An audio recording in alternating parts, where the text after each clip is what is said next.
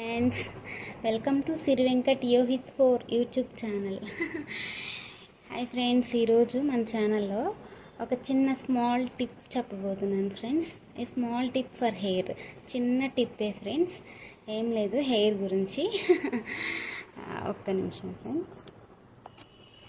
Hi friends, hair కోసం ఒక చిన్న స్మాల్ టిప్ ఫ్రెండ్స్. ఏం లేదు ఫ్రెండ్స్, ఒక 2-3 స్పూన్స్ కర్డ్ తీసుకోవాలి ఫ్రెండ్స్. కర్డ్లో